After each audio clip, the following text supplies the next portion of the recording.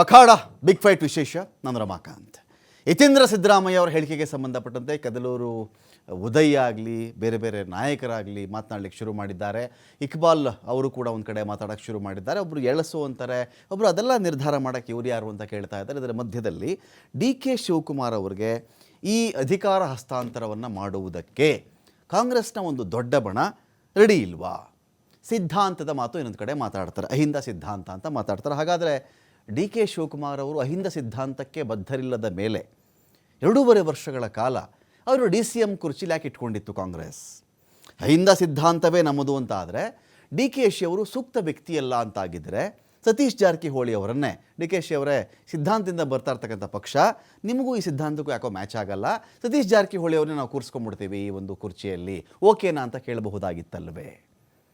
ಅಹಿಂದ ಸಿದ್ಧಾಂತಕ್ಕೆ ಒಬ್ಬರು ಸಾರಥಿ ಬೇಕು, ಅವರೇ ಮುನ್ನಡೆಸಬೇಕು, ಅವರೇ ನಾಳೆ ದಿನ CM ಆಗಬೇಕು ಎನ್ನುವ ತರ್ಕಕ್ಕೆ ನಾವು ಬಂದರೂ ಕೂಡ, ಹಾಗಿದ್ದಾಗ ನಿಮ್ಮದೇ ಸರ್ಕಾರದಲ್ಲಿ ನಿಮ್ಮದೇ ಪಕ್ಷದಲ್ಲಿರ್ತಕ್ಕಂತಹ ಒಕ್ಕಲಿಗ ಶಾಸಕರನ್ನೋ, ಲಿಂಗಾಯತ ಶಾಸಕರನ್ನೋ ಅಥವಾ ಬ್ರಾಹ್ಮಣ ಸಮುದಾಯದ ಶಾಸಕರನ್ನೋ ಪಾರ್ಟಿಲಿ ಇಟ್ಕೋಬೇಡಿ. ನೀವು ಅಹಿಂದ ಸಾಕಲ್ಲ ನಿಮಗೆ. ಇದು ಒಂದು. ಸಮಾಜ ಅಂದರೆ ಏನು? ಬರೀ ಅಹಿಂದ ಪರವಾಗಿರೋ ಸಮಾಜ ಅಂತ ಕರೆಸ್ಕೊಳ್ಳುತ್ತಾ, ಎಲ್ಲ ಸಮುದಾಯವನ್ನು ಒಟ್ಟಿಗೆ ಕರ್ಕೊಂಡು ಹೋಗೋ ಸಮಾಜ ಅಂತ ಕರೆಸ್ಕೊಳ್ಳುತ್ತಾ? ಮೋರೋವರ್, ಲೀಡರ್ಶಿಪ್ಪಲ್ಲಿ ಒಂದು ಸಿದ್ಧಾಂತವನ್ನು ನಂಬಿಕೊಂಡು ಚಳವಳಿ ಮಾಡ್ಕೊಂಡು ಬಂದಿರುವುದು ಬೇರೆ. ರಾಜಕೀಯಕ್ಕೆ ಬೇಕಾಗಿರತಕ್ಕಂಥ ತಂತ್ರಗಳನ್ನು, ತನುಮನ ಧನವನ್ನು ಅರ್ಪಿಸಿ ಪಾರ್ಟಿ ಮುನ್ನಡೆಸ್ಕೊಂಡು ಚುನಾವಣೆಯಲ್ಲಿ ಗೆಲ್ಲಲು ಬೇಕಿರತಕ್ಕಂಥ ಚಾಣಾಕ್ಷತನ ಬೇರೆ. ಎಲ್ಲ ವಿಚಾರಗಳಲ್ಲಿ ಯಾರು ಮ್ಯಾಚ್ ಆಗ್ತಾರೆ, ಮ್ಯಾಚ್ ಆಗಲ್ಲ. ಇದರ ಮಧ್ಯೆ ಒಂದು ಅಭದ್ರತೆ ಕಾಂಗ್ರೆಸ್ ಪಕ್ಷದ ಒಂದು ಬಣದಲ್ಲಿ ಜೋರ ಕಾಣಿಸ್ತಾ ಇದೆಯಾ? ಹೈಕಮಾಂಡ್ ಆ ಥರ ನಿಜವಾಗ್ಲೂ ಮಾತು ಕೊಟ್ಟಿದ್ದಕ್ಕೇ ಈ 2.5 ವರ್ಷಗಳಾದ ಮೇಲೆ ಈ ಕುರ್ಚಿಯನ್ನು ಆ ಕಡೆ ಕೊಡಬಾರ್ದು, ಇಲ್ಲೇ ಉಳಿಸ್ಕೊಳ್ಬೇಕು, ನಮ್ಮ ಗುಂಪಲ್ಲಿ ಯಾರಾದರೂ ಕೂತ್ಕೊಳ್ಳಿ, ಈ ಗುಂಪು ಒಳಗಡೆನೇ ಇರಲಿ, ಈ ಚರ್ಚೆ ಇಲ್ಲಿ ಆಗ್ತಾ ಇದೆಯಾ? ಎಲ್ಲ ವಿಚಾರಕ್ಕೆ ಸಂಬಂಧಪಟ್ಟಂತೆ ಡಿಬೇಟ್ ಸ್ಟಾರ್ಟ್ ಮಾಡ್ತಾ ಇದ್ದೀನಿ. ಪಾಲ್ಗೊಳ್ಳೋದಕ್ಕೆ ನಮ್ಮೊಂದಿಗೆ ನಟರಾಜ್ ಗೌಡ್ ಇದ್ದಾರೆ, ಕಾಂಗ್ರೆಸ್ನ ವಕ್ತಾರರು. ಸ್ವಾಗತ ನಟರಾಜ್ ಗೌಡ್ ಡಿಬೇಟ್ಗೆ. ನಮಸ್ತೆ. ಇನ್ನು ರತನ್ ಪೂಜಾರಿ ಇದ್ದಾರೆ, BJP ವಕ್ತಾರರು. ಸ್ವಾಗತ ರತನ್ ನಿಮಗೆ ಒಂದು ಡಿಬೇಟ್ಗೆ.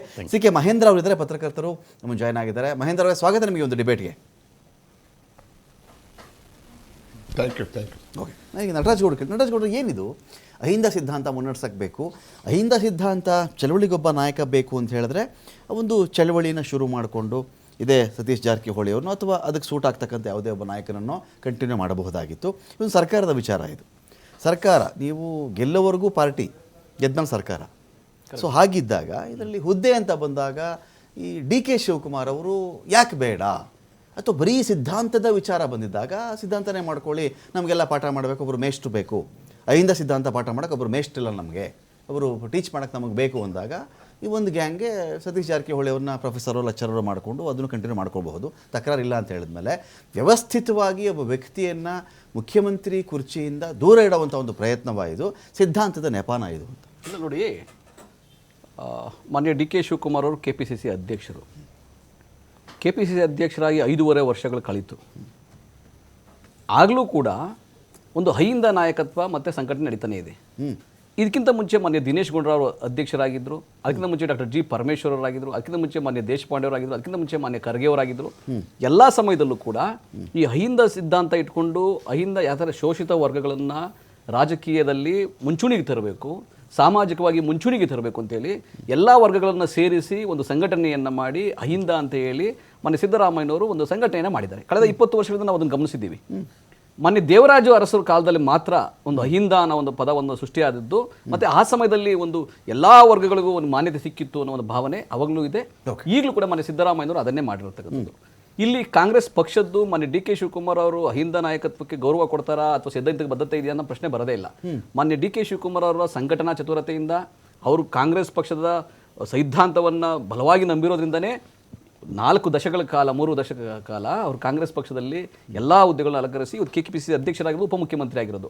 ಅವರ ಮೇಲೆ ಪ್ರಶ್ನೆ ಯಾರೂ ಮಾಡೋಕ್ಕೆ ಸಾಧ್ಯ ಆಗುತ್ತೆ. 100% ಲಾಯಲ್ ಟು ದಿ ಪಾರ್ಟಿ, 100% ಐಡಿಯಾಲಜಿಗೆ ಕೋರ್ ಆಗಿ ಬದ್ಧತೆ ಇರೋದಕ್ಕೆ ಸಂಘಟನೆ ಚೆನ್ನಾಗಿ ಮಾಡಕ್ಕೆ ಸಾಧ್ಯ. ಪಕ್ಷ ಕೆಟ್ಟಕ್ಕೆ DKಶಿ ಬೇಕು, ಮುಖ್ಯಮಂತ್ರಿ ಹುದ್ದೆಗಾದರೆ DKಶಿ ಬೇಡ, ಸ್ವಲ್ಪ ಅಲರ್ಜಿ ಆಗ್ಬಿಡುತ್ತಾ ಅವಾಗ ಪಾರ್ಟಿಗೆ? ನೋಡ್ರಿ, ಸಂಘಟನೆಯಿಂದ ಏನಾಗುತ್ತೆ ಗೊತ್ತಾ, ಒಂದು ಸಾಮೂಹಿಕ ನಾಯಕತ್ವದಲ್ಲಿ ಚುನಾವಣೆಯನ್ನು ಮಾಡ್ತೀವಿ. ಮಾನ್ಯ ಮಲ್ಲಿಕಾರ್ಜುನ್ ಖರ್ಗೆ ಅವರು, ಮಾನ್ಯ ಸಿದ್ದರಾಮಯ್ಯನವರು, ಮಾನ್ಯ DK ಶಿವಕುಮಾರ್ ಅವರು, ಇನ್ನುಳಿದಂತೆ ಬಹಳ ಜನ, MB ಪಾಟೀಲ್ ಆಗ್ಬೋದು, HK ಪಾಟೀಲ್ ಆಗ್ಬೋದು, ಈಶ್ವರ್ ಖಂಡ್ರೆ ಆಗ್ಬೋದು, ಸತೀಶ್ ಜಾರಕಿಹೊಳಿ, ರಾಮಲಿಂಗ ರೆಡ್ಡಿ, ಕೃಷ್ಣ ಬೈರೇಗೌಡರು, ದಿನೇಶ್ ಗುಂಡೂರಾವ್, ನಮ್ಮಲ್ಲಿ ಅಗಣಿತ ನಾಯಕರು, ಡಾಕ್ಟರ್ G ಪರಮೇಶ್ವರ್ ಅವರು ಕೂಡ ಅಗಣಿತ ನಾಯಕರು ನಮ್ಮಲ್ಲಿ ಎಲ್ಲ ಸಾಮರ್ಥ್ಯ, ಕ್ಷಮತೆ, ಅನುಭವ, ಜ್ಞಾನ, ಹಿರಿತನ ಎಲ್ಲ ಒಂದು ಇಟ್ಕೊಂಡಿರ್ತಕ್ಕಂಥವ್ರು ಒಟ್ಟಾಗಿ ಹೋದಾಗಲೇ ಸರ್ಕಾರ ಬರಕ್ಕೆ ಸಾಧ್ಯ ಆಗಿದ್ದು. Okay. ಎಲ್ಲಾ ವರ್ಗದವರಾಗಿ ಸರ್ಕಾರ ಬಂದಿದೆ. ಆಮೇಲೆ ಮುಖ್ಯಮಂತ್ರಿ ಇವರು ಒಬ್ಬರಾಗಿದ್ದ ತಕ್ಷಣ ಮುಖ್ಯಮಂತ್ರಿ ಈಗ ಒಬ್ಬರಾಗಿದ್ದ ತಕ್ಷಣ ಇಲ್ಲ, ಇಲ್ಲ, ಒಂದೇ ಈಗ ಒಂದು- ಅಹಿಂದ ಅಂತ ಬಂದ ತಕ್ಷಣ ಗೌಡ್ರೆ, ಈಗ ಅಹಿಂದ ಅಂತ ಬಂದಾಗ ಒಂದು ಸಿದ್ಧಾಂತವನ್ನ, ಒಂದು ಚಳವಳಿಯನ್ನ ಮುನ್ನಡೆಸುವುದಕ್ಕೆ ಅಹಿಂದದ ಸಮುದಾಯಗಳ ಒಳಗಿನ ಜಾತಿಯ ಒಬ್ಬ ನಾಯಕನೇ ಬೇಕಾಗ್ತಾನ, ಅಥವಾ ಬೇರೆ ಅದ ಜಾತಿಯಿಂದ ಬೇರೆ ಆಗಿರಬಹುದು ಪಕ್ಷ ಸಂಘಟನೆ? ನಿಮ್ಗೆ ಈ ಅಹಿಂದ ಸೂತ್ರ ಎಲ್ಲ ಹೇಳಿದ್ರಲ್ಲ, ಈಗ ತಳ ಸಮುದಾಯ, ಆ ಸಮಾಜ, ಈ ಸಮಾಜ ಇದೆಲ್ಲ ಮುನ್ನಡೆಸಕ್ ಬೇಕು ಅಂದಾಗ ಎಲ್ಲದಕ್ಕೂ ಒಂದೇ ಉತ್ತರ ಇರೋದು, ಎನಿ ಪೊಲಿಟಿಕಲ್ ಪಾರ್ಟಿ ಏನು ಅಂತ ಬಿ ಫಾರ್ಮ್. ಅದು ಬಿ ಫಾರ್ಮ್ ಅಷ್ಟೇ. ಉಳಿದಿದ್ದೆಲ್ಲ ಕಥೆಗಳು, ಉಳಿದೆಲ್ಲ ಸ್ಟೋರಿಗಳು, ಕಥೆಗಳು ಕೇಳಕ್ಕೆ ಅದ್ಭುತವಾಗಿರ್ತವೆ, ಅಮೋಘವಾಗಿರ್ತವೆ. ಅಲ್ಟಿಮೇಟ್ಲಿ ಕಾಂಗ್ರೆಸ್ ಹೈಕಮಾಂಡ್ ನಿಮಗೆ ಬಿ ಫಾರ್ಮ್ ಕೊಡುತ್ತೆ. KPCCಗೆ ಆ ಚುನಾವಣಾ ಸಂದರ್ಭದಲ್ಲಿ ಯಾರು ಅಧ್ಯಕ್ಷ ಆಗಿರ್ತಾನೋ ಬಿ ಫಾರ್ಮ್ ಕಂತೆ ಇಟ್ಕೊಂಡು ಕೂತ್ಕೋತಾನೆ. ಕೊಟ್ಟ ತಕ್ಷಣ ಕೆಲವು ಸರಿ ಬೇರೆ ಬೇರೆ ಫಾರ್ಮ್ಗಳು ಕೊಡ್ತೀರಾ, ಕೊಟ್ಟ ತಕ್ಷಣ ಪೂಜೆ ಮಾಡಿಸ್ಬಿಟ್ಟು ಆಮೇಲೆ ನೀನು ಬೇಡ ಕಣಿಯ, ನೀನು ಸುಮ್ಮನೆ ಕಿತ್ತಾಡಬೇಡ, ಇಟ್ಕೋ, ನೀನು ಹೋಗಪ್ಪ, ನೀನು ನಾಮಿನೇಷನ್ ಫೈಲ್ ಮಾಡು ಅಂತ ಎಂಬಲ್ಲಿಗೆ ಮುಗೀತು ಸ್ಟೋರಿ. ಬಿ ಫಾರ್ಮ್ ಅಷ್ಟೇ. ರಾಜಕೀಯವಾಗಿ ನ್ಯಾಯ, ಸಮಾಜ ಎಲ್ರಿಗೂ ನಾವು ಆದ್ಯತೆ ಕೊಡ್ತೀವಿ ಅನ್ನೋದು ಬಿ ಫಾರ್ಮ್ಗೆ ಎಂಡ್ ಆಗಿಬಿಡುತ್ತೆ. ಈ ಥಿಯರಿ ಅಂತೆಲ್ಲ ಬಂದಾಗ ಅಧ್ಯಕ್ಷನ್ ಮಾಡಕ್ಕೆ ನಿಮಗೆ DK ಶಿವಕುಮಾರ್ ಬೇಕು, CM ಮಾಡಕ್ಕೆ ಶಿವಕುಮಾರ್ ಬೇಡ ಅಂದ್ರೆ ಇದ್ಯಾವ ತರ ಇದು? ಈಗ ನಾನು ನಿಮ್ಗೆ ಅದನ್ನೇ ಹೇಳಕ್ ಅದಕ್ಕೆ ಅಧ್ಯಕ್ಷನ ಹುದ್ದೆಗೆ ಅಹಿಂದ ಸಿದ್ಧಾಂತ ನಿಮ್ಗೆ ಅಡ್ಡಿ ಆಗಿಲ್ವಾ? ನಾನು ನಿಮ್ಗೆ ಏನು ಹೇಳ್ಕೊಳ್ತೆ ಅಂದ್ರೆ, ಇದೇ ರೀತಿ ಎಲ್ಲಾ ನಾಯಕತ್ವವನ್ನು ಸೇರಿಸ್ಕೊಂಡೇ ಸರ್ಕಾರ ಬಂದಿರತಕ್ಕಂಥದ್ದು. ಸರ್ಕಾರ ಬಂದಾಗ ಎಲ್ಲಾ ನಾಯಕರು ಕ್ಷಮತೆ, ಸಾಮರ್ಥ್ಯ ಹೊಂದಿರತಕ್ಕಂಥವ್ರು ಹಿರಿಯರಾದ್ರೂ ಕೂಡ ಒಬ್ರು ಒಂದು ಅವಕಾಶ ಸಿಗುತ್ತೆ ಮುಖ್ಯಮಂತ್ರಿ ಆಗ್ಲಿಕ್ಕೆ, ಇನ್ನೊಬ್ಬರಿಗೆ ಮಂತ್ರಿಗಳಾಗ್ಲಿಕ್ಕೆ ಬೇರೆ ಬೇರೆ ಅವಕಾಶಗಳು ಸಿಗ್ತವೆ. ಹಾಗಾಗಿ ಮುಖ್ಯಮಂತ್ರಿ ಇವ್ರಾಗಕ್ಕಾಗಲ್ವಾ, ಪರಮೇಶ್ವರ್ ಆಗಕ್ಕಾಗಲ್ವಾ, ಮೊನ್ನೆ DK ಶಿವಕುಮಾರ್ ಆಗಕ್ಕಾಗಲ್ವಾ ಅಂತ ನೀವು ಹೇಳಿದ್ರೆ ಕೂಡ ಅವರೆಲ್ಲರೂ ಸಾಮರ್ಥ್ಯ ಇದೆ,